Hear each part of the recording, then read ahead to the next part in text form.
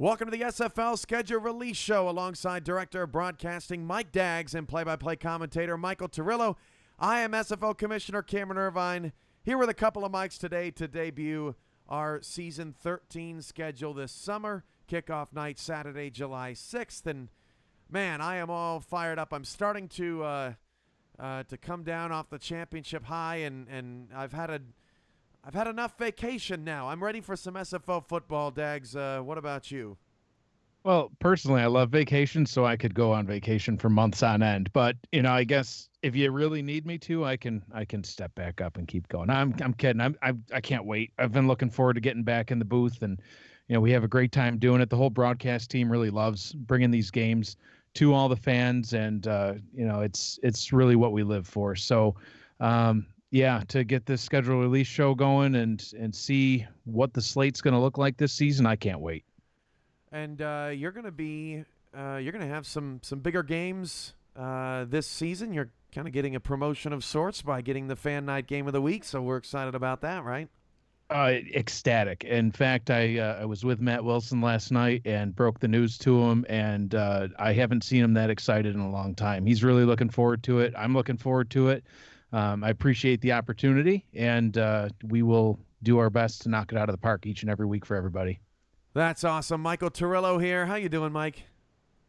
I am doing all right, and again, just getting ready to get the next SFL season underway. Being in the booth and calling SFL games is one of my favorite things to do, and I'm ready to get back at it. All right, with that, let's get to it. Your schedule headlines of Season 13 include opening week. The league will kick off its 13th season back at the I, where the Storm will raise their third championship banner in front of last season's Offensive Player of the Year, Xander Gold, and the surging New Orleans Pharaohs, the first meeting between the two franchises. The SFL's 1,000th game, an incredible figure that no one could have ever predicted. The league will celebrate its 1,000th game played when the Carolina Skyhawks meet the Baltimore Vultures in a celebration of league history.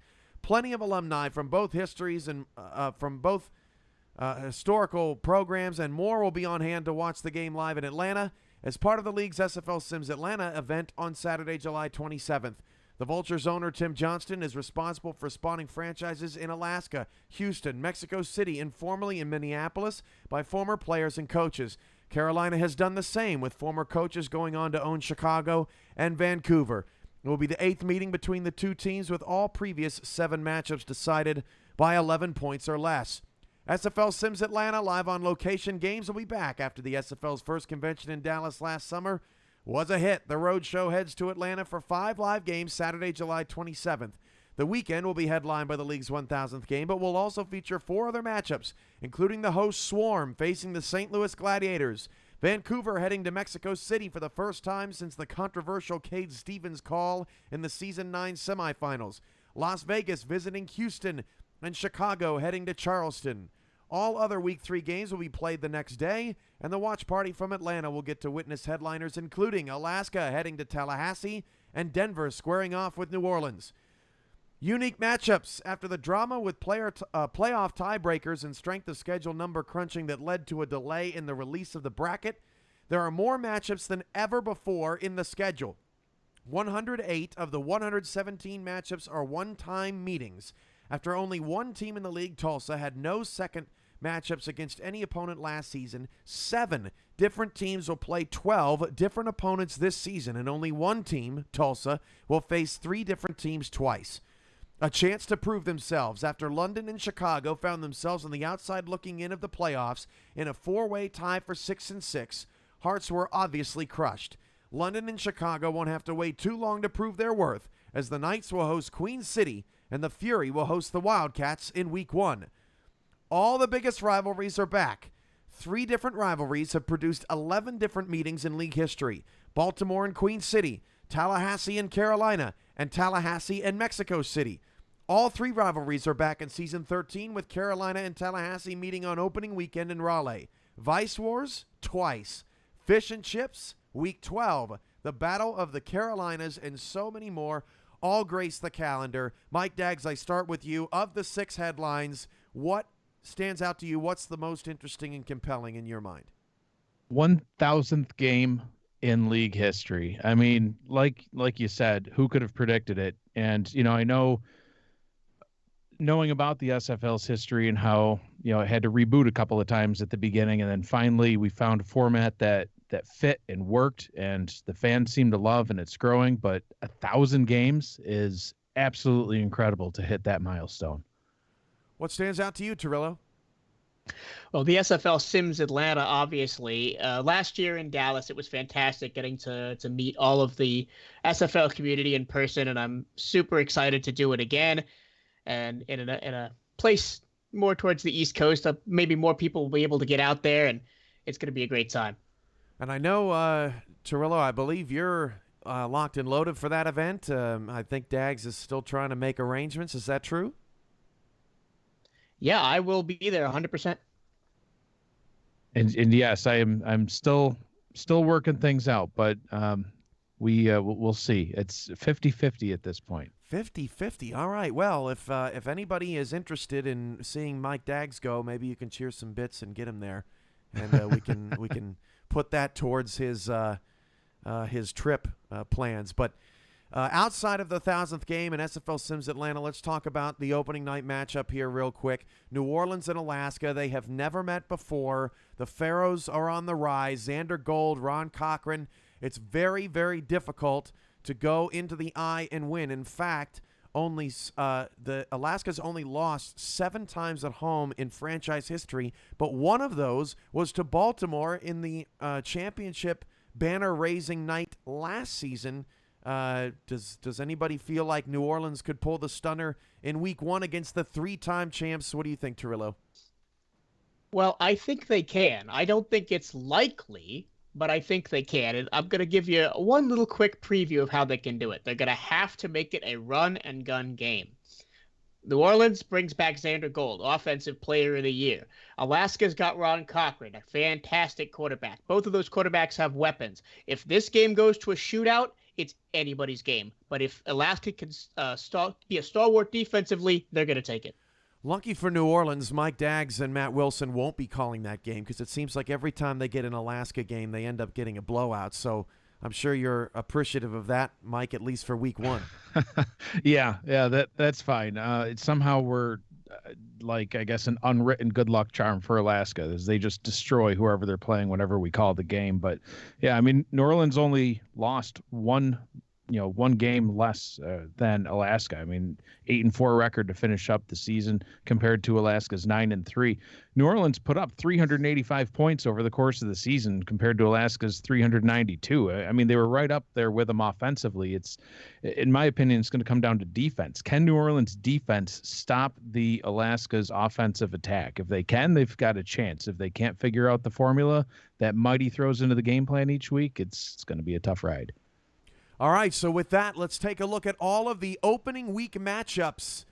And here they are for the first time. New Orleans will take on Alaska, and then the rest of the games TBD in terms of networks, dates, and times. We're going to try to make that a little bit more fluid this year. And the schedule is actually shifting now this season from Friday through Monday to Sunday through Tuesday, so games will be a little more of a tight squeeze, but we'll also have more time slots for everybody as well. With all that said, Chicago will take on Las Vegas. We mentioned it earlier. That was the 10th and 12th teams in the standings last season. Queen City will take on London. That's the 9th and 11th teams in the standings from last season. Houston at Oklahoma City. This is a matchup between the league's all-time leading tackler in Eddie Gage and Oklahoma City's possesses the all-time leader in receiving yards by a tight end, Tiberius Bovine. So a couple of incredible players with incredible histories squaring off in OKC in week 1. Tallahassee will take on Carolina. There's that rivalry right out of the gate as the Skyhawks renew that with the Pride. Atlanta goes to Sioux Falls. If you remember last season, Atlanta had to go face the Sparrows at Liberty Park, had a lead late in the game, and then it all kind of fell apart and collapsed on them. That really jump-started Sioux Falls' run to another postseason appearance. Denver goes to Vancouver. That's how the Legion finished their season in Season 12, hosting the Nightwings beating the Nightwings, and that prevented Denver from having home field advantage against Alaska in the playoffs. Mexico City goes to Baltimore, a classic SFL matchup. And actually, yeah, that's correct. Mexico City goes to Baltimore. Those logos just backwards. My apologies. San Francisco goes to Charleston.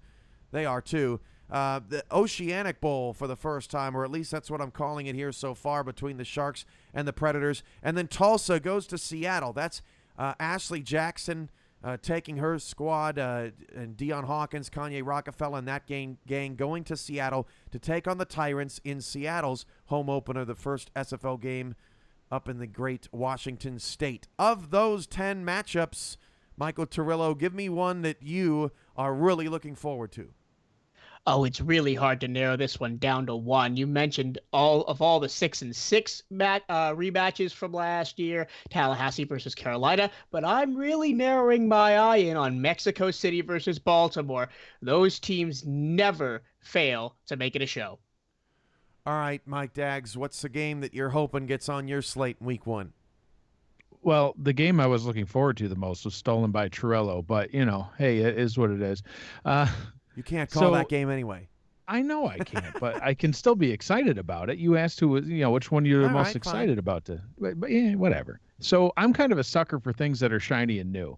So I know San Francisco might not have necessarily ended the season with the greatest record, nor Tulsa, but honestly, those two games there, the San Francisco at Charleston and Tulsa at Seattle games, are two that I'm going to have my eye on. I'm looking forward to seeing the new stadiums, new uniforms for those two teams, Charleston and Seattle, and can't wait to see both of those games. The SFL struck a deal with Fuel last season to partner up for really a multimedia experience. We've been working on it for a lot of time since that deal came together. We're calling it SFL Interactive.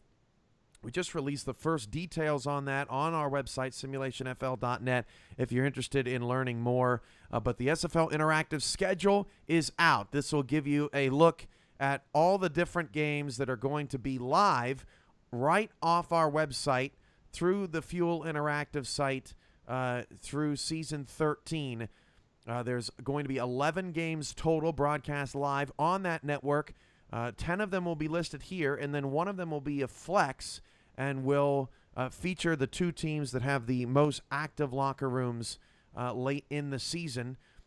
And without further ado, here is that SFL Interactive schedule. I'll be calling all these games with Charles Doherty on Sunday nights, and they look like this. In week number 1, that Oceanic Bowl will be on Fuel, San Francisco, and Charleston. In week 2, Carolina goes to Vancouver. It's the first time these two teams will have ever met after Andy Hamilton left Carolina from his coordinator position to go and aspire to do bigger and better things, which he has done. In week 4, that's the week after SFL Sims Atlanta, Queen City will take on Oklahoma City. It's two teams playing from season 1. The two original owners left standing for the first time in quite some time. In week 5, Mexico City is at Seattle. That is Stephen Mullinex returning to face Crash Combs and all of the and many of the teammates and players that he used to call home, and now he'll take his new squad, the Aztecs, into battle in week number 5. Week 6, Baltimore and Sioux Falls, always a very tightly contested matchup. Week 7, Tallahassee will go to Atlanta. Week 8, Houston at Tulsa. Week 9, Tallahassee back on the road against New Orleans. Week 10, Vice Wars, Las Vegas and Denver. Week 11 is a flex game, and Week 12 is Fish and Chips, St. Louis and London. Always a classic and always a very, very entertaining game. So again, myself and Charles Doherty will be calling these matchups on SFL Interactive through season 13. And I start with you, Mike Daggs. You're familiar with SFL Interactive, what we're trying to do, and also it's 10 really interesting games, lots of rivalries, lots of storylines. Your standout of this interactive slate. So out of these 10 games, Baltimore Sioux Falls is the one that jumps out to me the most, second to the Mexico City one, but I'm going to steer away from that just because I might have some bias there. But, Baltimore and Sioux Falls, two franchises that absolutely always put on a show for everybody watching. And it's right about midway through the season. That's when the playoff picture is really going to start to take shape. I would imagine that both of those teams are still going to be neck and neck record-wise, and that could actually be a game that begins a turning point for one of those two in the march towards the playoffs. So that's the one that jumps out to me the most that I'm going to be looking forward to. As far as fuel and everything that it can do with the SFL Interactive, it's probably more in depth than anything I think that the SFL has really ever done. There's just so much that we're going to be able to do with it and get from it. The content that's going to be brought to the fans on the fly, so much faster than it was able to be put together before. You got a great team started, led by Gus Schultz to, get that spearheaded for you. And it's going to be amazing for the league. I can't wait for the entire program. What's your headliner, Michael? I'm going to take your attention all the way to the right-hand side of your screen and down to the bottom. St. Louis and London, the fish and chips rivalry. And the reason I point to that one is with all the playoff seeding madness that happened at the back end of last season, this game could very well determine if one of those teams makes the playoffs or misses the playoffs, and it's a rivalry game to boot. So that's a look at the SFL Interactive schedule, and, of course, that Week 11 game will be interesting. We'll see how active the teams can stay throughout the season, and we're going to have a lot more fun. More details coming out on SFL Interactive's rollout in the coming weeks. All right, with all of that out of the way, we can focus on the individual teams themselves. We want to start with the three-time defending champions. What will be Alaska Storm's draw? You don't have to wait any longer. You might have to wait a little longer. Hello? Come on, Alaska. There you go. There you go, Alaska. There is the Storm schedule. They start with New Orleans, as mentioned. They will have a Week 10 bye. Then a 3-game stretch on the road at Denver, at Tallahassee, at Mexico City. They will finish the season at Houston for the second consecutive season in all of 2019. Houston had to go to Alaska in Week 13 last year. The Hyenas still looking for their first victory against the Storm all time. Start with Michael Turillo. Your analysis, I guess you could say, of the three-time champion schedule. What stands out to you? Well, what immediately stands out to me is the block of red on the left-hand side of that schedule. That gauntlet, Denver, Tallahassee, Mexico City. That is just about as brutal a 3 weeks as any team in SFL history, to my knowledge, has had. And if they come out of that week still undefeated, there's a good chance they could run the table. That's 5 straight playoff teams to start. Queen City is on the schedule twice. That's Alaska's only opponent they will play more than once this season. What do you think, Mike Daggs?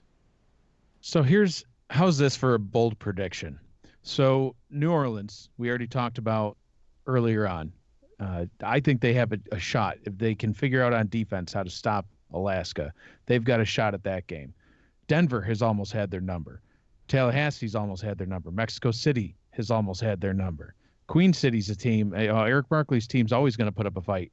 Andy Hamilton's Vancouver Legion is always going to put up a fight. He's always seeming to make every game close, no matter how big of a Goliath of an opponent he's going up against. There's a chance that Alaska could start this season 0-6. Oh, come on. That's now. my bold prediction. There's a chance. You are waking the giant right now. Everyone in the league is saying, no, don't do that. There's a chance. Bold prediction. It might be a little bit too bold right there. They probably won't go 0-6. Most likely not. They'll probably go 6-0 and throw egg in my face. For those that don't know, Vancouver's the last team to beat Alaska in the playoffs way back in Season 9, and they did it at the Eye. In fact, Vancouver is the only team to have ever given Alaska 2 home losses of those 7. So you never know. Vancouver will be back in the Eye in week number 6. By the way, the week numbers are there to the right side of each block, and then you have the bye week listed above. All right, let's take a look at Denver.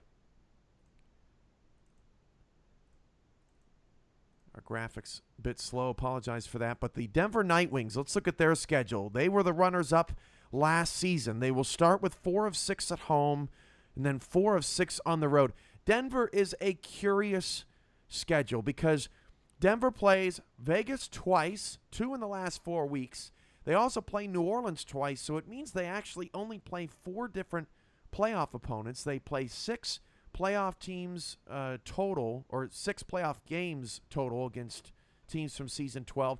But the wrinkle in Denver's schedule is that 4 different teams have a bye week prior to playing Denver. So while Denver doesn't have maybe the toughest slate of any team in the SFL, they definitely have the most teams playing them off a bye throughout the schedule. We'll see how big of an impact that has on game planning for their opponents and how their opponents can game plan for Denver. With that said, Mike Daggs, back to you about this schedule and what's interesting about it to you. So a couple interesting things for me. A lot of the talk last season was, well, Denver had an easy schedule. They had an easy slate. And as you mentioned, they're only facing a handful of playoff teams again this season. So, I think that talk is going to resurface yet again. But, if you look at the second half of their schedule, 4 out of 6 are on the road. And it's always a little bit more difficult to win when you're on the road. So they're really going to need to, get those first 6 weeks under their belt and try to come out with as many victories as possible to face that second half of their schedule. But, it'd be interesting to see. I mean, they made it to the championship game and had a good shot at winning. Is that talk going to continue, or are people finally going to give Denver the respect that they truly did earn? Some of the teams on this schedule that didn't make the playoffs actually gave Denver a run for their money. London actually took out Denver later in the season. Houston only lost 9-7. That was in Colorado, and now Denver will have to go to Houston among other teams. And I believe Tulsa-Denver is a first-time meeting between those two franchises. Michael Turillo, what say you about the Nightwings? I say be very scared of the Las Vegas Fury. They play them 2 times in the last 4 weeks, and those 2 matchups could very well decide whether Denver or Las Vegas are a top 6 team or a wildcard team. So we saw a major shift in the SFL this late in the postseason and then right into the offseason when Stephen Mullinex elected to step down from his ownership, pass the team on to Crash Combs. He ended up relocating to Seattle, but Mexico City got themselves an offensive coordinator. The Aztecs now with Stephen Mullinex, who has 1 championship appearance at offensive coordinator and has had the top offense in the league the last 2 seasons. He goes to Mexico City to pair with Ramos's defense that has been a top 5 defense consistently all the time. Mexico City should be a championship contender really and truly throughout the season, and let's see what their schedule looks like. The Aztecs will start with 4 of 6 on the road. The Aztecs play a very kind of bizarre schedule. They have a Week 11 bye. They start and end with a 2-game road trip. That means they have a block of 4 home games between weeks 7 and 10, and then get to stay home again for a bye in week 11. So a very interesting layout for Mexico City. Michael Turillo, what do you make of what the Aztecs are going to have to go through throughout this season? Well, I think they're going to be fun to watch, Cam. That offense led by Stephen Mullinex and already captained by Matt Wilson, who's already in the Hall of Fame. They're going to put up a ton of points and be really tough to stop. But the most important matchup for me is right at the end of the season, Week 13 at Tallahassee. Again, that may determine some top seeding in the SFL, so we'll have to see how those 2 powerhouses shake up. All right, Dags, you might be just a smidged biased on this schedule, but so I'll ask you as a player, as a Mexico City Aztec player, what do you think of this schedule, and what are you looking at and saying, oh my gosh, I can't believe we have to do that? Well, as a player, I mean, I don't know if I'm looking at it that way. I think I'm looking at it as, I mean, you said a block of 4 games at home. I'm looking at it as a block of 6 out of 8 games in a row. I mean, you got 2 at home, then there's a couple away, but then you're back home for 4 more. 6 out of 8 in a row. that are all at home. That'll be kind of nice. Looking forward to heading up to Seattle, and that honestly was probably one of the biggest games I think on this schedule, because you mentioned that. I mean, that is the former Dallas Lobos. It's Steven's former team, and to be able to head up to Seattle in their new home, and Steven putting a game plan together for us to help us win that game against his former colleagues. That's fantastic. But yeah, I'm loving the home stretches. That's nice. Mexico City, 5 of their 6 road games at playoff teams. The only one at Houston in Week 12. Obviously a team that is a playoff regular, usually looking to rebound after a down year last season. So you mentioned Seattle. This is Seattle's first iteration of SFL football, so they're excited. Charleston is too. We'll get to Charleston next, but first we'll get to the Seattle Tyrants. Here is their first schedule as a team from Washington. They will play 4 out of 6 at home. They have a Week 3 bye, so it's early. They will host Tulsa to start. They've got home games against Sioux Falls, Mexico City, and then go to Vegas, so 3 playoff teams there in the first chunk. And then on the back end of the schedule, really interesting how it shook out for Seattle. They play 5 straight teams that do not make the playoffs. And that, if I'm remembering my notes correctly, gentlemen, I believe that they were either the only team or one of 2 teams to do that. Only San Francisco plays as many consecutive games against non-playoff opponents. Their first 5 games, we'll get to their schedule in a moment. So back to you, Mike Daggs, your analysis of Seattle's schedule with that new coaching staff and a reorganized franchise. Well, I think you hit the nail on the head with what the biggest point is there. Their final 5 games against non-playoff opponents. So it's really up to them to get it done in the first 7 games that they play. They're going to need to come out of those 7 games, looking pretty good. The last 5, it's not like they're all sure victories or anything, but if they can get at least say half of those first 7 games won, and then going into the last 5, they're going to be sitting in good shape to, return to the playoffs yet again, this time as the Tyrants. What do you think, Torello? Crash Combs, I know Zach Sandlin's involved as well in the coaching. They've got, a coaching staff that maybe a little unproven considering that Stephen Mullinex is no longer there. Is this schedule going to be rigorous, or do you think Seattle makes a return to the playoffs in their first season in Washington? I think they will make the playoffs because the back half of their schedule, all of those games are very winnable. I look at a home game against fellow expansion team Charleston as a particularly interesting matchup. But my big tip for the Tyrants would be they've got to win, I'm going to say 4 of the first 6 in the first half of the season. They've got a lot of home games. They play some tough teams, but if you can get the home crowd behind you and believe in it, if you can come out of the first half of the season with a positive record, you've got a great shot to make the playoffs.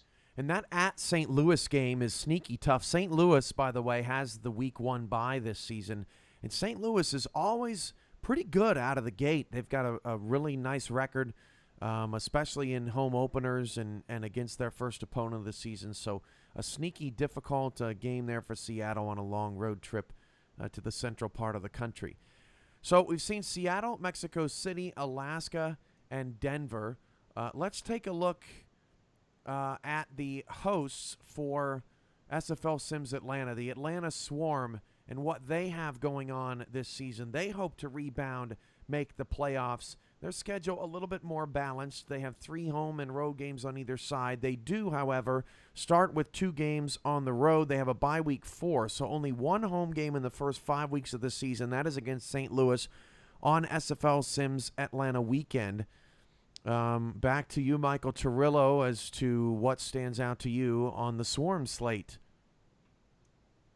Well, the Swarm definitely are up for a rebound season. They've got a ton of weapons on offense, and it should be pretty fun to watch. I'm actually interested in their Week 1 matchup against Sioux Falls because Sioux Falls has always prided itself on having fantastic defense, especially at the linebacker spot. And we're going to see how the Atlanta offense faces off against the Sparrows' defense. All right, how about you, Mike Daggs?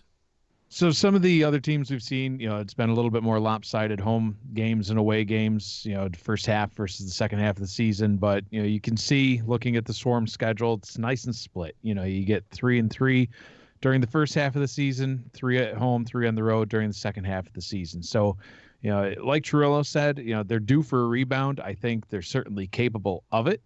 I think Marcus Dunhill is a better quarterback than what his interception record showed last season, and they're going to get that worked out. They're going to tweak it, and they're going to be able to take this schedule where they get a nice mix of home and away games. It's a little tough to start your first 2 on the road, but once they get that out of the way, it looks like a good schedule for them to have a good rebound season.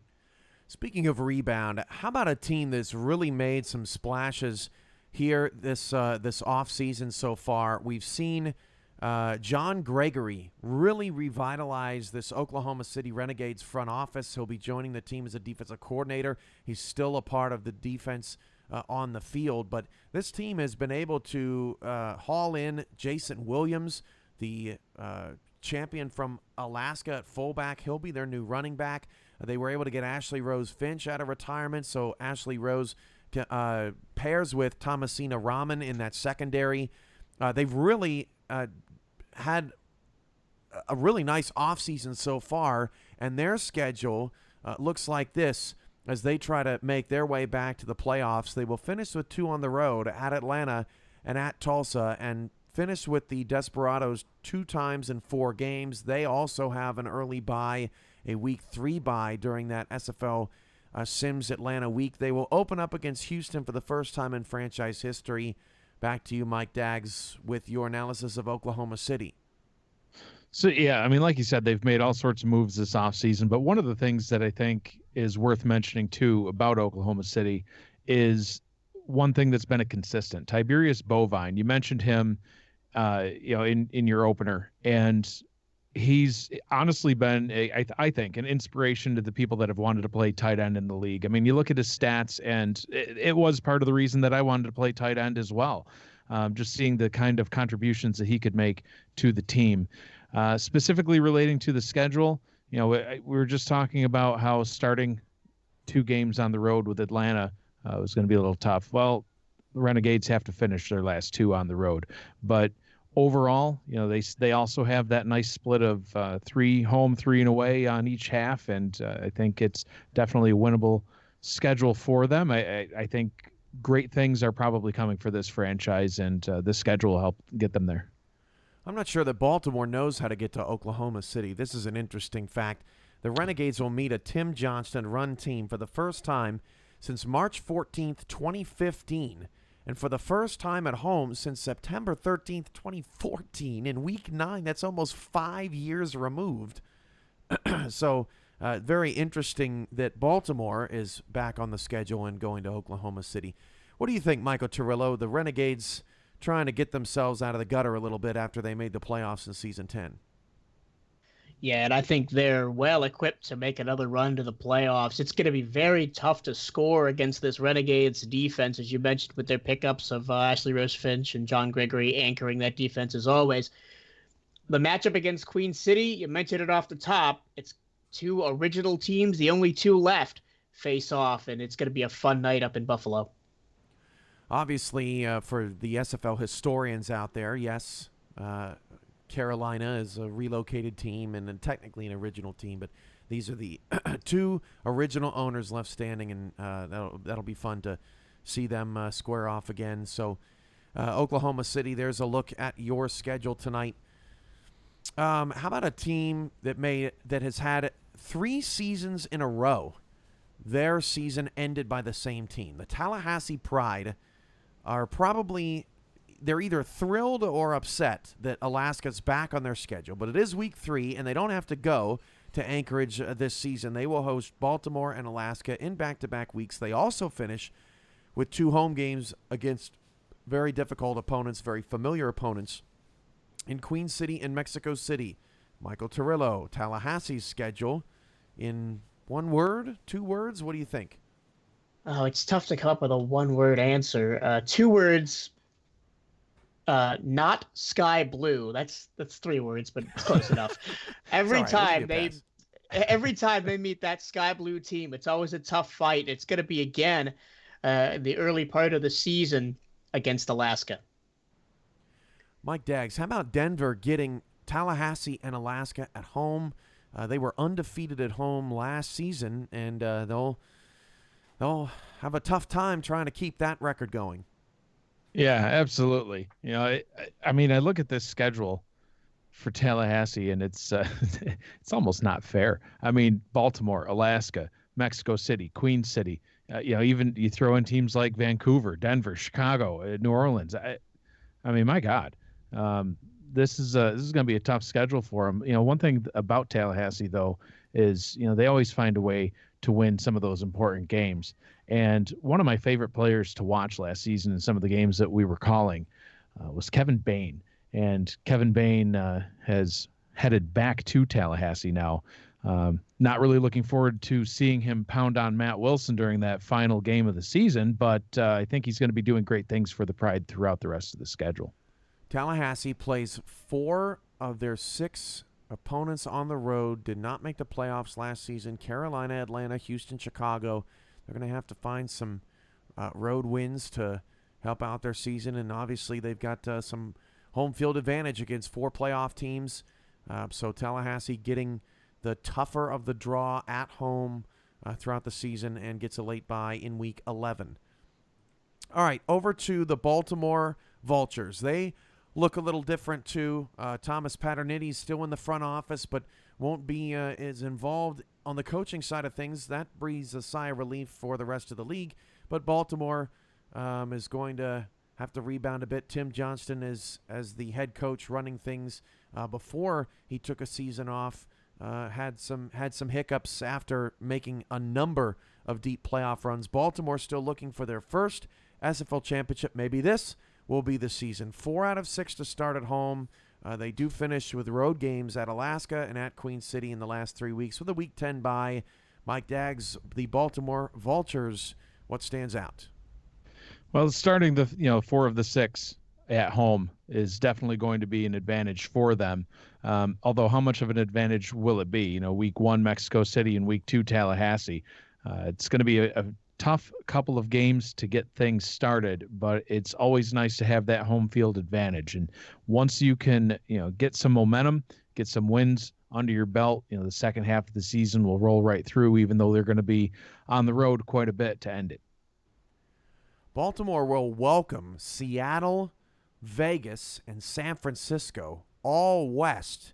That could be a big advantage for Baltimore. Lots of flyer miles going to Vulture Stadium. Michael Turillo, you think that has a big advantage? We've seen some serious jet lag in London every once in a while throughout the course of the league.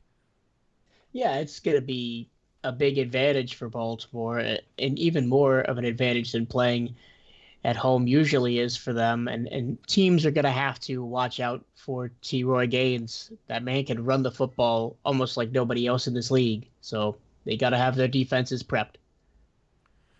So the Baltimore Vultures, 6-6, just like everyone else, Week 10 bye, and their home closing game is against Chicago. Chicago and Baltimore don't have a huge history, and it'll be interesting to see 2 Titans going at it late in the season. By the way, at Queen City for the 2nd consecutive season, and that game really tripped them up the last week of the season when the Corsairs got things rolling. How about Baltimore's rival of the 1,000th game, the Carolina Skyhawks?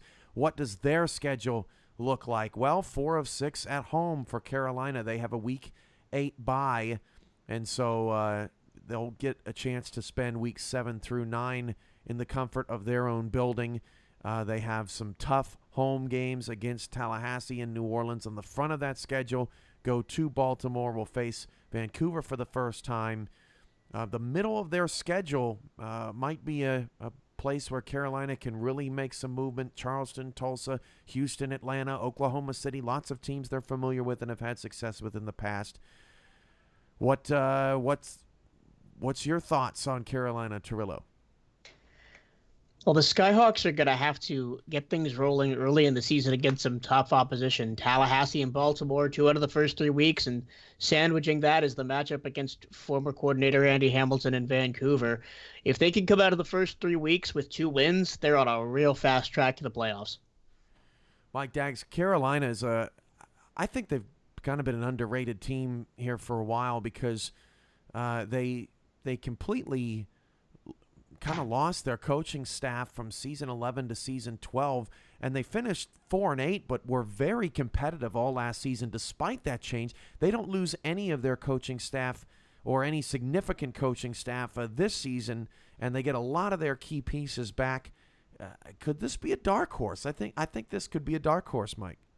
I think it can too. I mean, consistency is always key to success, isn't it? So, to retain a lot of your talent, both on the player standpoint and the coaching standpoint, is definitely going to be critical to helping them succeed. You mentioned the differences between season 11 and season 12 coaching staff wise, but I mean, look at what they were able to do in season 11. They were having a fantastic run. The wheels kind of fell off the wagon there near the end, but I think they were a bit of a dark horse that season too. I think people thought they were going to be a pushover, and instead they were delivering losses to a lot of the teams that season. So, having season 12 under their belt, and they're able to come back now in season 13, I think they're ready to go. And my bad to Charleston. We were going to talk about them after Seattle and got distracted and talking about some other teams, some other games. So we can't forget about the Charleston Predators. Without further ado, the Predators' inaugural schedule from South Carolina. They'll open up against San Fran. They welcome in Carolina. That Carolina rivalry is on the schedule twice. They'll play in Week 5 and then at Carolina in Raleigh in Week 13. So that's one of the newest sort of regional rivalries. Super excited about that. They have some long road trips at Tulsa, at Seattle there on the back half of that schedule as well. Mike Daggs, the Charleston Predators season 13 schedule. Yeah, I mean, take a look at that. I'm excited to see this team going, and I absolutely love Wales. So I'm kidding, but I love the new Wales. I'm more of a Penguin guy, and okay. And those orcas like to eat my beloved penguins. So I'm not thrilled with the choice of the mascot. No, it's totally cool. Getting Indianapolis back over, not back over, but over to Charleston, rebranding it, starting the franchise anew. I'm looking forward to seeing what they can do. They open up at home to get things going, which is going to be great. People are going to get to check out their new stadium, and hosting San Francisco from the other side of the country. It's going to be a fun one. I think they're going to get a nice start to their season, and can't wait to see what they can do as long as they leave Penguins alone. Michael, this team last season, they just went through so much with the mess that ended up being the Indianapolis Spitfire.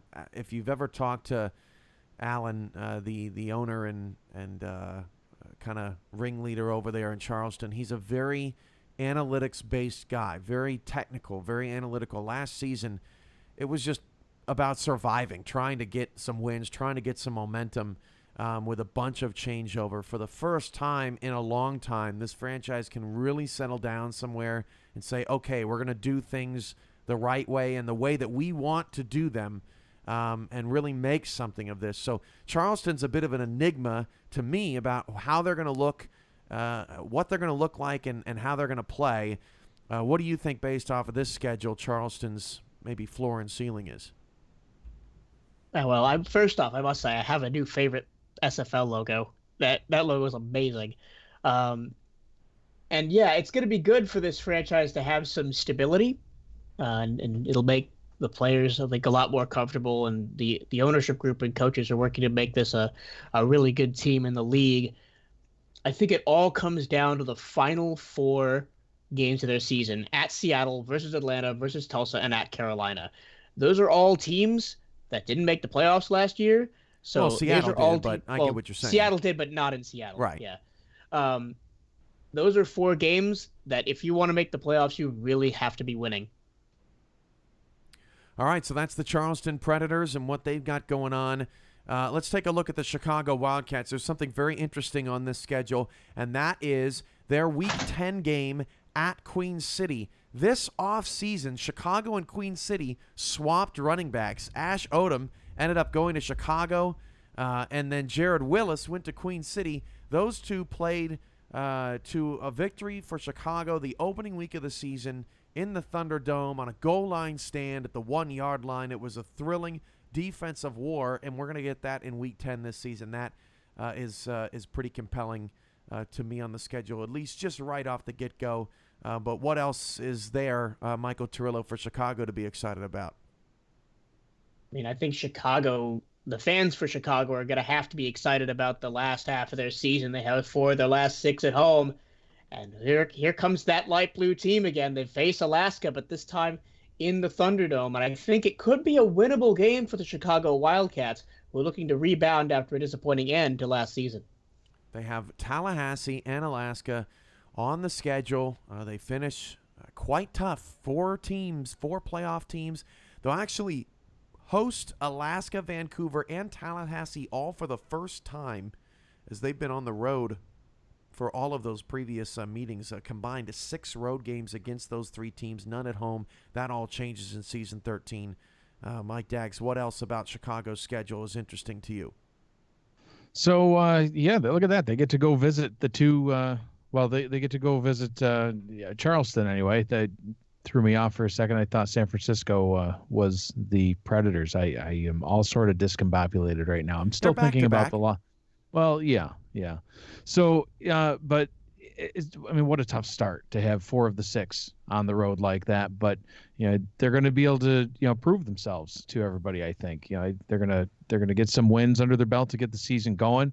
And once they hit that Tallahassee stretch there, they hit Tallahassee and then head to Atlanta. Like we talked about, I think Atlanta is going to be a rebounding team. Then Alaska, Vancouver always puts up a fight. Queen City, Houston. I mean, that's the second half of the schedule just gets absolutely brutal. So they're going to need to try to come out that first half as unscathed as possible. The Houston Hyenas, a season to forget. I can expect that they will come out a little mad, and that's not good for Oklahoma City and San Francisco, as Houston will have something to prove in those first couple of weeks. They have a Week 9 bye. They finished the season at home against 2 very difficult opponents. In fact, a very rigorous last 4 weeks for Houston, Tallahassee, Chicago, Mexico City, Alaska. Fortunate for them, those games are all at home. They also play Denver at home in week number 5, and they're at London Week 4. That's your must-see game on this schedule after that game ended in a goal line stand in favor of the Hyenas last season. Mike Daggs, does Houston rebound, or you think this might be too tough to bear for them? I don't think it is too tough to bear, no. I mean, a couple seasons ago, I want to say it was season 10, Houston started off pretty woefully. And, I want to say that they not only lost their first 2 or 3 games, but I don't think they scored even double-digit points for a while. And, this past season was difficult for them too. But once they had that difficult beginning to season 10, they were really able to turn it around. I mean, DeMond can figure it out and get things going. It's going to be fun to actually watch that Week 1 game at Oklahoma City. Last season they went to Oklahoma City too, and they lost by 3 points. It was 28-31 final score. Just about 900 yards of offense between the 2 teams.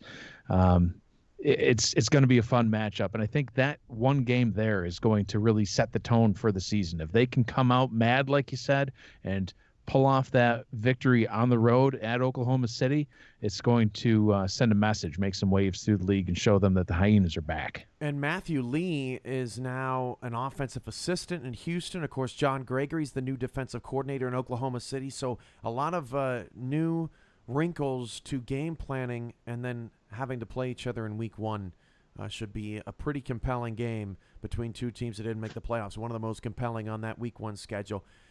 All right, Michael Turillo, what's your analysis of Houston? Well, my analysis is that Houston better have enough wins racked up to make the playoffs before Week 12, because Mexico City and Alaska back-to-back to close out the season, That's rough. But they can do it because the first part of their schedule, even up until the Tallahassee game, they have a chance to win all of those games and perhaps be a favorite in all of those games. Yeah, fun fact, Houston plays six teams that did not make the playoffs, all on the road. They don't have a single road game against a team that made the playoffs last season, and they will play 5 playoff teams all at home. Denver, Tallahassee, Vegas, Mexico City, Alaska, all will come to Hyena Park. Just very interesting how that kind of fell for the Hyenas, who went 3-9 last season. Las Vegas trying to get over the hump. They've had their season ended by Sioux Falls the last 2. They will host Sioux Falls in Week 9, but it's only one of 2 home games on the back half of that schedule, and it's 2 rivalries, Sioux Falls and Denver. Because Vegas has a Week 12 bye, they'll actually play Denver twice in their last 3 games. Vice Wars meaning a lot this season. Back to you, Michael Turillo, on analysis of Las Vegas and their attempts to get back to the playoffs for the 3rd consecutive season. I think they have a very good chance of doing so. I'm keying in on that Sioux Falls matchup. There's not a lot of love between those 2 franchises. And yeah, Denver, 2 out of the last 3 games. You never know where teams will be at that point of the season. I mean, just look at this past year going into the season. Did anybody expect Denver to be undefeated to that point of the season? I sure didn't. But you never know. But Denver's going to be a tough matchup as well. All right, Mike Daggs over to Vegas. You know, Vegas plays both of the teams that finished 6-6 and outside the playoffs over the first 2 weeks, Chicago and London.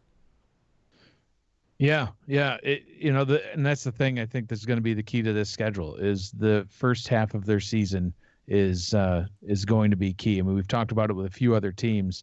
They're going to need to get some wins under their belt in that first half because the second half just turns absolutely brutal. 4-6 on the road, and with the exception of St. Louis, no disrespect to the Gladiators, but you look at Mexico City, then Sioux Falls, then Denver, then New Orleans, Denver again, which, I mean, really, Denver twice in 3 weeks, that's just mean, Cam. But, you know, that's quite the second half of a schedule. That's probably one of the most brutal I think we've seen so far. 4 out of 5 on the road for Vegas on the back half of that schedule. The London Knights have a refreshed identity. They're back in black, as we saw a couple of sweet uniform pics shared by the team earlier this offseason. But London will play 3 games in a row on the road, one of only 3 teams that has a 3-game road trip. And they're going to rack up some miles at Vegas, at Vancouver, at Alaska, at Denver. 4 West Coast trips for London, including 2 in that 3-game stretch. They do have a bye week before they go to Denver, but I don't know how much that necessarily does for London in terms of their travel plans. Mike Daggs, is this just an absurd travel schedule? I hope they have the budget for this. It is an absurd travel schedule for most teams, but London being on the other side of the proverbial pond, I mean, they're used to it, right? You know, obviously heading all the way to Alaska and Las Vegas is really kind of stretching the limits. But, you know, if Liam can scrape together some cash, buy one of those decommissioned Concorde jets, maybe they could travel a little faster. That'd look pretty cool, all painted in black with some London Knights logos on it. But, you know, this is a team that's used to traveling because they have to quite a bit. You know, it probably will help having 3 games in the States all in a row. You know, because maybe they can just hang out here and we can show Liam the sights and everybody else on the London Knights. But this is a team that's used to traveling. They can do it. Week 5, Week 13, London takes on Vancouver, an international battle. Those are 2 owners that they're kind of like an old married couple a little bit. They've had their squabbles from time to time. It's going to be interesting to see them meeting each other twice this season. Yeah, it's going to be really interesting, especially with it being the last week of the season. Vancouver has to travel to London, which could determine some seeding things as well. And I mentioned earlier in the broadcast tonight the St. Louis matchup on the Fuel, on the SFL website. That could be huge. All right, so that's a look at London. Man, has New Orleans made some incredible offseason moves. They brought in tight end Yassine Clifton. They brought back almost their entire team, and I'm trying to somebody help my brain with who else they brought in another big free agent acquisition. Levon Irvine. That's right, Levon Irvine. Thank you, Mike Deggs. Yeah, so they are absolutely loaded. I can't wait to watch this New Orleans squad on and off the field this season. They finished with 3 games in a row at home. I think they might be the only team to do so. They host Vegas, Denver, and then St. Louis on their final week of the season. They play 6 games on the flip side of that easiness. They play 6 games against teams who have either won a championship or appeared in a championship game. That's pretty intense. Denver, Mexico City, Alaska, Tallahassee, Queen City are all there. What do you think, Torillo?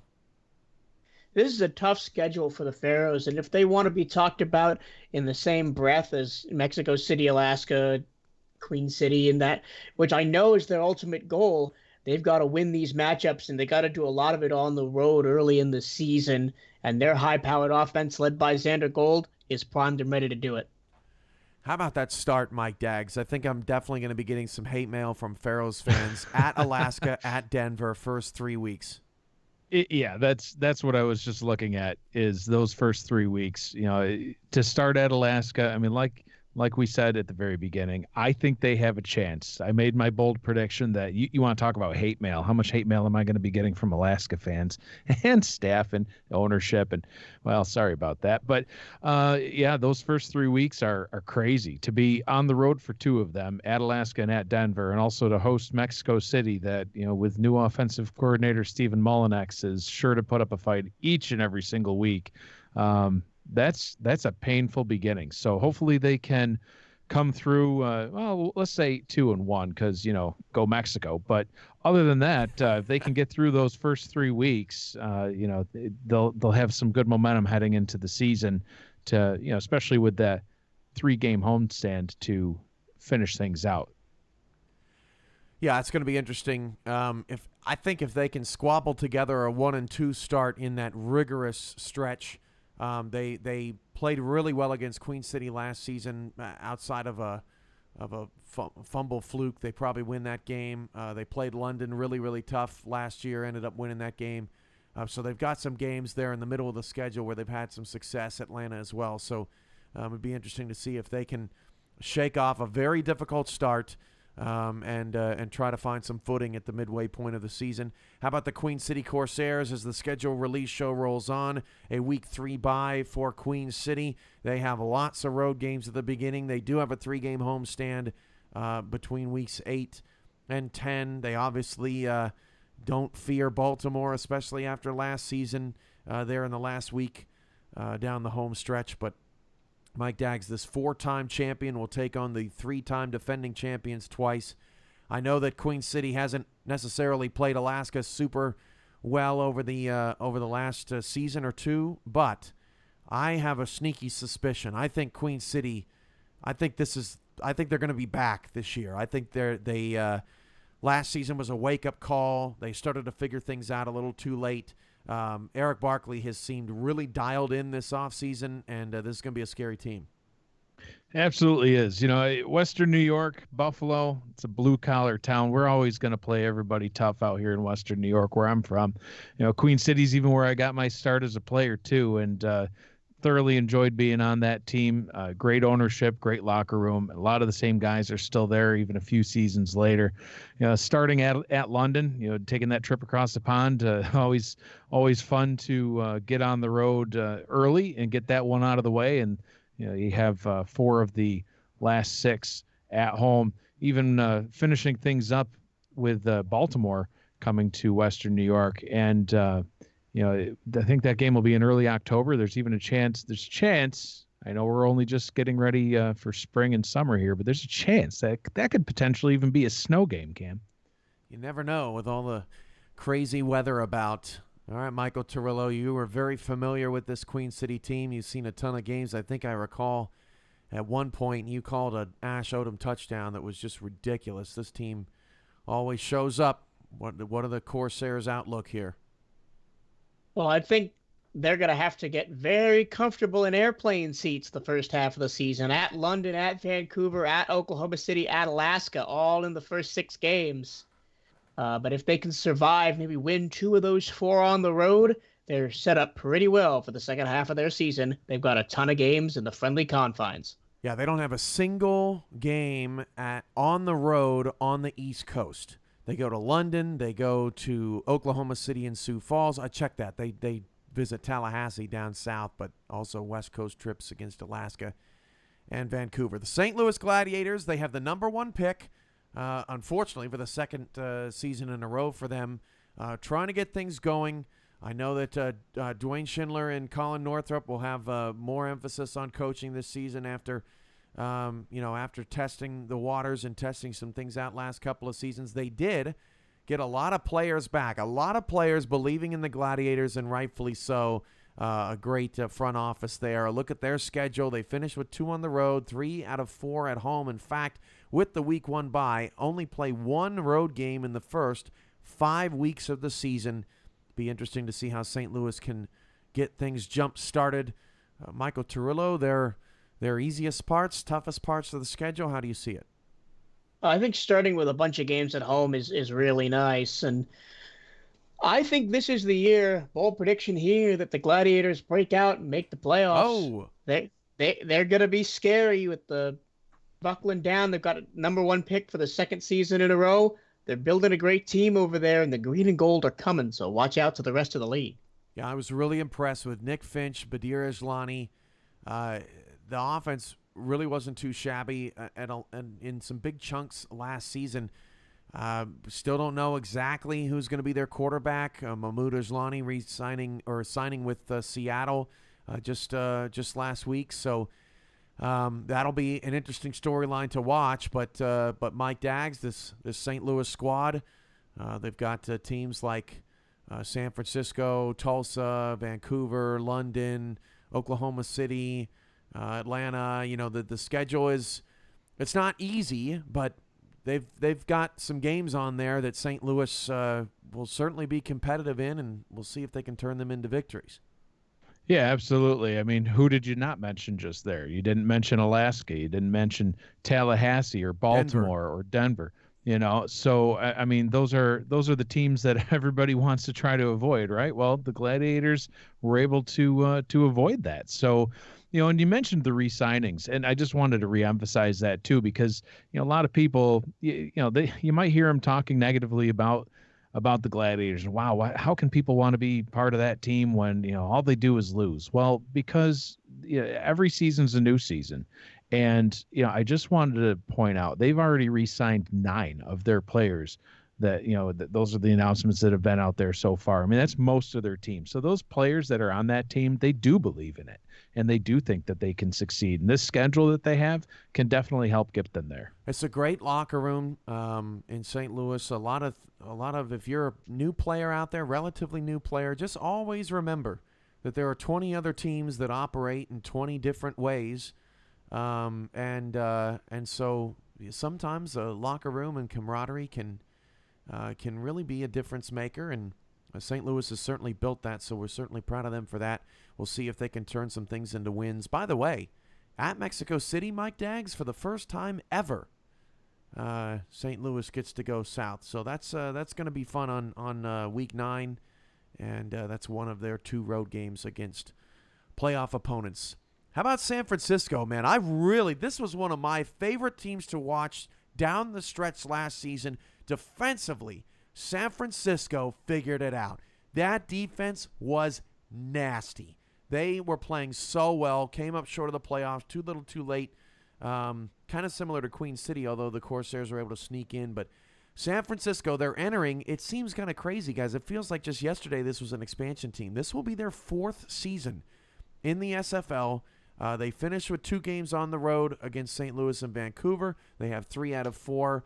They're sort of in the early middle stretch. And for the second consecutive season, San Francisco has dealt a Week 13 bye. Just kind of odd how that all worked out. Back to you, Mike Daggs. Your thoughts on the Sharks and what they might do in Season 13. I can't believe this is their 4th season. I mean, it does seem like they were just announced as an expansion team the other day. But one of the things that they've had an issue with, it seems like, is keeping consistency at the quarterback position. And what have they done? Well, they re-signed Juan Thomas III, so they've got their quarterback back. And I think this is, correct me if I'm wrong, but I think this is going to be the first time of their 4 seasons that they've started the season with the same quarterback they finished with. Yep. So, and we talked about that earlier. Consistency is going to help them win. And, one of the things Turillo keeps mentioning is the light blue on the schedule. Well, the Sharks have a lot of light blue on their schedule, but it's not Alaska. It's just they're highlighting. So, fortunately for them, they don't have to face off against the Storm during the regular season, and that should certainly help earn them at least one more victory. No Tallahassee either. I think the Pride were probably hoping to get some revenge on the Sharks after San Francisco came into Tallahassee and upset them last season. What's going on with the Sharks for you, Turillo? I think that defense is going to be real fun to watch. And as you said, they kind of have a light schedule with Baltimore and Mexico City being the real heavy hitters on it. And they only play those teams once each, so they should be in a competition for a playoff spot come the end of the season. And the Week 13 bye, I don't know, it may behoove them to get some wins on the board early because they can't help their case in the last week. Yeah, they'll be sitting and watching at home. Interesting thing for San Francisco, they go to 3 different countries this year. They go to London in Week 3, Mexico City in Week 8, Vancouver in Week 12, and I thought to myself, golly, that's got to be the first time that has ever happened. Nope, happened last season. Chicago had to go to London, Mexico City, and Vancouver, and ended that stretch 1-2. So San Francisco, it's a good airport. They'll find their way pretty easily. Sioux Falls, as we round the last 4 teams here on our schedule release show. Thanks for being with us all night long. The Sioux Falls Sparrows, 4 of 6 at home. They do visit Seattle and St. Louis, but not too terribly long trips for Sioux Falls. They have Atlanta and Tulsa, 2 teams that didn't make the playoffs at home to start, plus a Week 2 bye. So they won't play a playoff team. They won't. Here's an interesting thing. They won't play a playoff team that has their head coach back from last season until Week 6 when they play Mexico City. But 4 of 5 on the road, Mike Daggs, to end. Yeah, I can't remember what team it was at this point, but there was another team where I said that's got to be the most brutal ending of a schedule we've seen. Well, the Sparrows just trumped it. I mean, at Vegas, at Mexico City, yeah, good for them. They get to host Queen City at home, but that's a tough team. Then they head to Alaska. Alaska's always tough at the eye. And Chicago, I mean, Chicago nearly made the playoffs, and I mean, they're a tough team to beat all the time. So that's awful. That's terrible. That's brutal. Sorry, Sparrows. I don't know what happened there, but woof, good luck.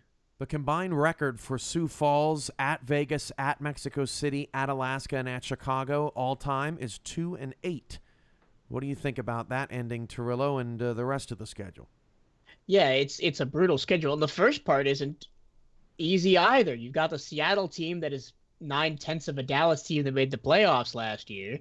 You're hosting Mexico City. That's actually the game that I've got circled on my calendar for the Sparrows team. Hosting Mexico City, that's a huge game for them.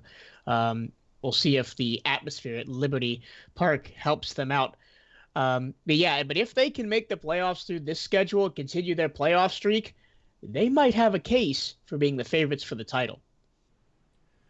How about the Tulsa Desperados? They are led by the Community Ambassador of the Year, Ashley Jackson, Deion Hawkins, Kanye Rockefeller.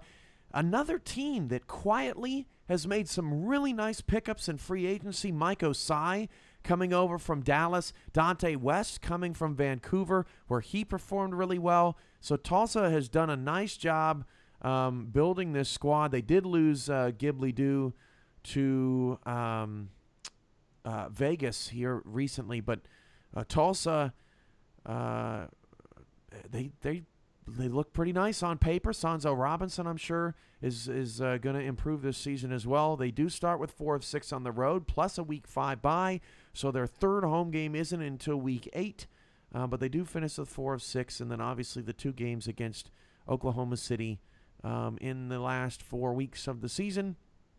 Michael Turillo, Tulsa Desperados, they burst onto the scene their first year in the league, making the playoffs, starting 7-0, and they haven't been back since. Still trying to find that magic from a couple years ago.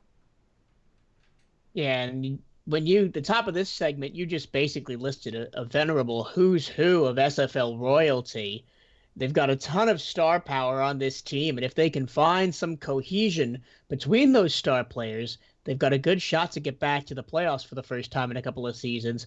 Big matchup for them is the two against Oklahoma City in the Oklahoma rivalry at the back end of the season. All right, Mike Daggs, no Mexico City, so you can't talk about them in this segment. But what do you think of the rest of Tulsa's opponents? So yeah, I mean, again, we've mentioned it a million times now, but the lack of Alaska has to be a little bit of a sigh of relief for Tulsa and every other team that doesn't have to see them. But the first half, starting 4 of those 6 on the road, it's a tough way to start, especially when like Cirillo mentioned, Seattle, is 9/10 of Dallas, and so that's going to be a tough one. They get to host Atlanta, but Atlanta could be on the rise. Sioux Falls, that's a tough place to play. Cirillo predicted St. Louis is going to be a playoff team. I wonder whose bold prediction is more bold. I think my 0-6 Alaska start was probably a little more bold. Pretty but anyway, ridiculous. but getting back to Tulsa, they definitely show that they have the ability to get things done, and if they can power through that first half of the season on the road, go back to the second half of the season, ending at Alaska after the first half, at Denver after the first half. They'll be home for 4 of their last 6 against teams that they probably feel that they'll be able to put up a good fight against. It'll be interesting to see how they pull through this season. So Tulsa plays Charleston and Seattle, and they actually play them twice. The 2 teams that relocated this offseason, Carolina, Atlanta, Vegas, and San Francisco are the other teams that play both relocated franchises. But it's just kind of bizarre that the 2 teams that they play, Seattle and Charleston, are 2 teams that weren't even in those cities last season. Finally, the Vancouver Legion, last but not least, Vancouver, another one of those teams that has been in the playoffs, that has won playoff games, but is just looking to get back there. They will start with 4 of 5 at home. Denver, a team that they beat at home last season. Carolina, a team that they've not played but knows James Klein and his crew very well. The Baltimore Vultures, a difficult challenge, and then the London Knights at home. They finish 4 of 5 on the road. Tallahassee, Chicago, which is an East Coast trip, a Central Time Zone trip, St. Louis, a Central Time Zone trip, and then London all the way across the pond to end the season. So Vancouver, kind of a tale of 2 halves, especially. What do you think, Mike Daggs, of what the Legion are going to have to do to make it back to the postseason? Well, Vancouver's always been one of those sneaky good teams. It really doesn't matter who they are facing. Andy Hamilton is going to research the heck out of that team and figure out what their strengths are, what their weaknesses are, and how he can exploit each and every one of them. And even Alaska, at Alaska, we've been talking about that all night long, about how people don't want to see them. I think Andy is going to embrace that week 6 matchup. He's probably already got it circled now, and he's going to be watching every single Alaska game that they play the entire season till he gets to them, and he's going to head into the eye, and his squad is going to put up one heck of a fight, if not come away with the victory to round out that 0-6 start that I mentioned. But just one thing I wanted to throw out there, though, because you specifically called me out on mentioning Mexico City. They are on this schedule, and Stevens was clearly out of bounds, just to throw that out. Wow. Oh, wow. That now Mike Daggs is really throwing some shots out there. That's just not right. Cirillo, historically, Vancouver starts a little slow, and then they really pick it up at the end of the season. But last couple of seasons, it just hasn't been enough down the stretch. Having these, I don't know what's better for Vancouver, but having a better chance to start faster this season, or potentially having that surge at the end of the season disrupted by a bunch of road games against quality opponents. What do you think? Well, I think that Vancouver is going to have to pick up a bunch of wins in the first part of the season, and it's not easy. Denver, Carolina, Mexico City, Baltimore, that's a tough first 4 weeks. But I want to draw your attention to Alaska for the bajillionth time in this show. Well, why not? But They're the three-time champions, after all. I mean, this is true. But every time Vancouver has played Alaska, I think I've been on the call for 2 of the last 3 meetings. It's come down to the final play of the game. They always play the Storm close. And continuing the bold predictions here, this season might be the season they get over the hump and beat the Storm.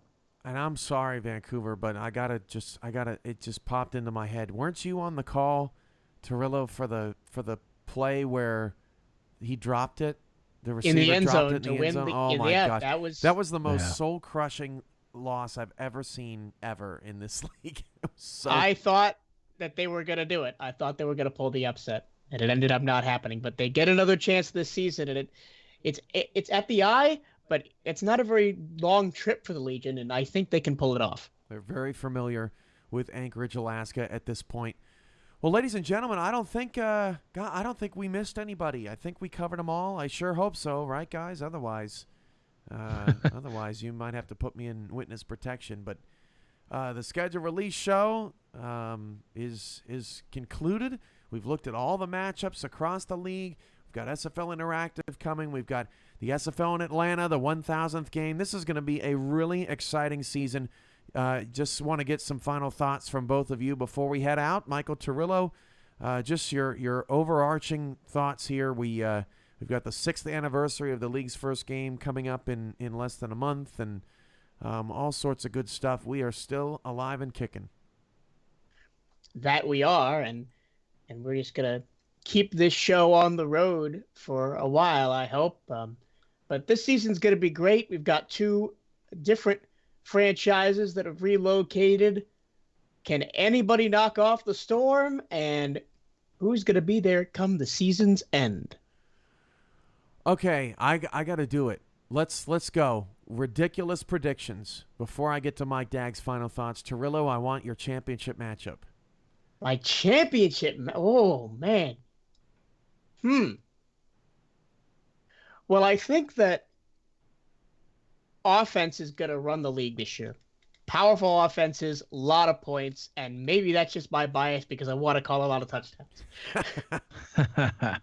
But I think the 2 teams that can get there on offensive merit, it's New Orleans, and I think we see Denver back in the championship game. Ooh. New Orleans and Denver in the title game. I won't make you pick a winner, Torillo, because then 20 teams will really hate you. All right, Mike Daggs, give me a championship matchup. It cannot include Mexico City. You biased. Oh. You biased, man. I knew you were going to do it. Right? You were going to pick Mexico City versus Mexico City, probably. But yeah, yes, our offense versus defense in an epic scrimmage till the end. So give me a championship matchup that does not include the Aztecs, and then your final thoughts on this season as the director of broadcasting and moving forward here on what should be a wonderful summer run. I'm looking forward to not having a bunch of crazy football and volleyball and soccer all at least at the beginning of the schedule in my other life here. Yeah, absolutely. That'll help you out greatly. So championship teams other than the potential Mexico City, but hey, it's all right. So Alaska is going to be in it again, in my opinion. Really? They're not gonna start 0-6. That's not gonna happen. That bold prediction was utter nonsense, like you laughed it off to be. Alaska's 3-time champions. I think they're going to be back in there. Now, who are they going to face? If it's not going to be Mexico City, which P.S. that was going to be my prediction, but it could be Denver. Denver has a good shot at running it again, but I think that this season is one where we are going to see New Orleans really fighting their way through that schedule, coming away with a whole bunch of victories, and that's my championship matchup is Alaska and New Orleans. High expectations, high praise on this show today for the New Orleans Pharaohs. We'll see if they can live up to expectations. Well, thanks for everybody for being here on the schedule release show. For Michael Torillo, Mike Daggs, and yours truly, SFL Commissioner Cameron Irvine, good night, and we'll see you for the rookie draft on June 1st. And I think all three of us are going to be there, and that's going to be a heck of a lot of fun, as it always is, bringing new people into the league. For all of us at the Simulation Football League, presented by APM Music, good night.